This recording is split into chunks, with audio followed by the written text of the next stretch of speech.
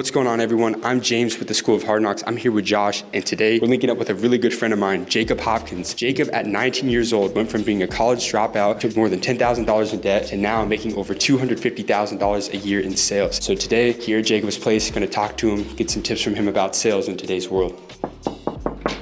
What's going on, big man? What up, James? How you doing, bro? What up, Josh? How you doing, man? Who he was right here?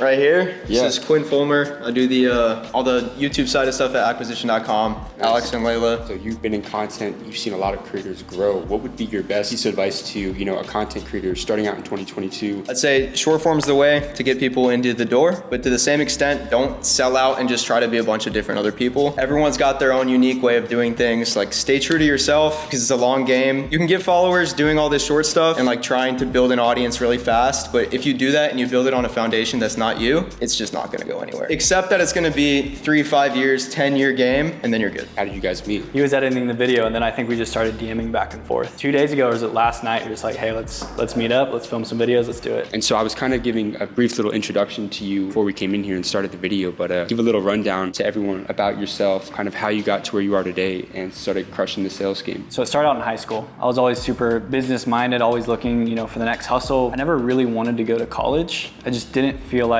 it aligned with having the freedom that I wanted, because I knew I never wanted to just live like a normal life or like an average life. As I was going through that, I started multiple businesses. I started a car detailing business. I started, a drop shipping business. I did real estate. So I was just trying to figure out what I should do next, what's gonna make the money. And I had a little bit of success with a couple of the companies, but nothing major. I made a couple grand, it was cool, it was fun. And then really figuring out which school, which college I was supposed to go to. I picked Pepperdine, it was the only school that didn't open. It ended up, kind of giving me this opportunity to be able to get into sales and kind of start that career. It's been about 2 years since then and haven't looked back since. I love that, man. And the main reason we're here today is we want to get your 5 best sales tips and lessons that you've learned since you've been in sales for someone who's just now starting out in sales. Let's do it. You guys want to go chop it out on the balcony? Check out the view? Let's do it. What would be your best 5 tips to someone who's just now starting out in sales? Number 1 would definitely be volume negates luck. The way I got my foot in the door was, I had Alex Hormozi, he owns a company called Gym Launch, and I was losing so much money with my company. I was doing real estate and I was losing 3-4 grand a month, and he said, hey man, the reason you're losing so much money is because you suck at sales. He said, if everyone's making 100 calls, make 200. Long story short, I hopped in and I made 200, 300, 400 dials a day when everyone else was making 100. Within 2-3 weeks, I was doing just as good as everyone else because I just was putting up more numbers in that. Sales is a really high performance job. It's really, you gotta be on it all the time. How do you maintain a high performance? It sounds kind of like cheesy, but just make sure you're taking care of your health, right? You're getting sleep, you're doing the things that you need to do. And I think the biggest thing that causes stress for me is inaction. So if I'm not hitting the phones, if I'm not doing what I know I need to do, then I get stressed out. I don't focus in on the result, I focus in on the action. And if you look at it like that, you just focus in on what you're doing day to day and then have the action kind of just happen. How about number 2? So number 2 is listen more, talk less. So I feel like a lot of people get into sales and they feel like it's a talking job. Of course, you have to be articulate, you have to, know what you're going to say, but people think, in my experience, that they're not really listening to what the person is saying. They're just trying to wait their turn to talk. And so really with that, just being able to practice active listening, really understanding what people's needs are, what they want, why they're actually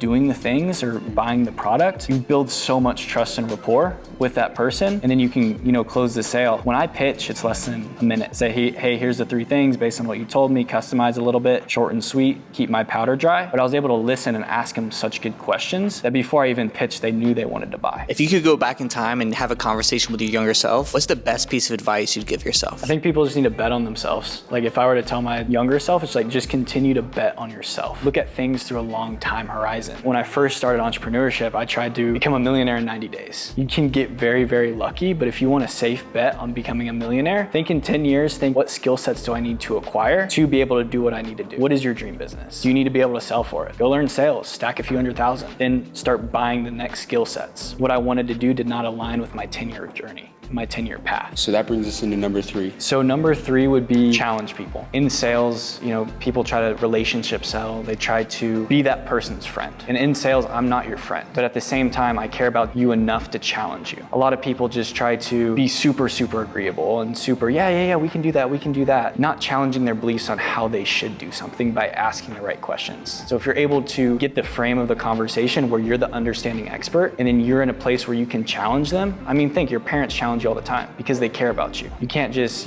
be buddy with someone and expect them to buy a high ticket product. And could you give me an example of like how you would challenge someone if you're on like a sales call? In my market, we help gym owners grow. There's a lot of limiting beliefs in that, and they say, hey, the way I'm gonna grow is I'm just gonna be doing word of mouth. And like the easiest way to challenge that is, you said you wanted to double your gym membership in the next, 2 years. Do you think you're gonna gain 300 members by word of mouth in the next 2 years? Or do you think there's a better way? And you're challenging them on that, rather than just saying, oh yeah, that's great, you should do that. So for new people that are getting into sales, something that may intimidate them is the fact that it's primarily commission only. How did you get over that initially? There's nothing guaranteed. People have this unrealistic expectation that they're gonna go to college, they're gonna get a job, and they just get a guaranteed salary. If you don't do a good job, you're going to get fired. Would you rather be put on a salary, or would you rather go out and based on your performance, you get paid based on that? And it's not for everyone, but it's the closest thing to owning a business. And if you wanna be an entrepreneur, you wanna be a business owner, you can go in and learn how to manage your time, manage your schedule, be your own boss, and then you actually get paid for how much work you do. All right, and what about number 4? Ask for money, right? I mean, I feel like too many people get into sales and they don't relentlessly ask for the order. So once you're in the position where don't pitch until you know you can close. Once you pitch and you know you can close, actually ask for it. I've had people tell me no 5, 10 times in a row, but I continue to solve the problem and ask again.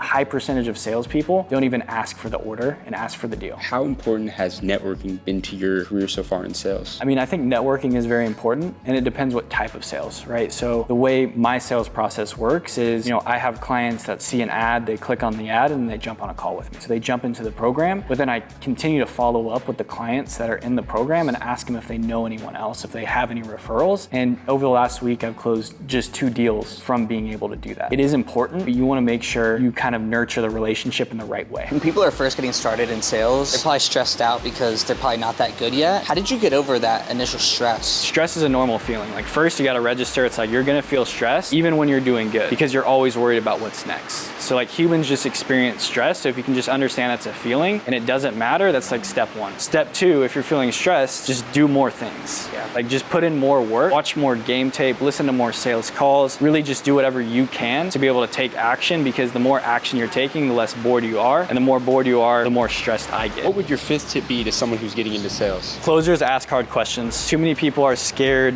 to ask those hard questions. How much money is in your bank account? What happens if you don't fix this problem, right? What does your life look like in 5 years if you don't solve this? What does it look like if it does happen the way you want it to? You have to be able to ask these hard questions, the things that you need to know to put the prospect in the best position. I can't sign someone up into our program if they don't have enough money to be successful. But the only reason I can know that is because, hey, I'm gonna ask that hard question. I'm gonna really figure out, and it's awkward at first, right? It's hard, but once you get used to it, then you can ask hard questions, you can have hard conversations, and there's this saying in life, it's like the more hard conversations you have, the more successful you are. So if you can build that skill set of being able to ask those hard questions, then you can just get so much further.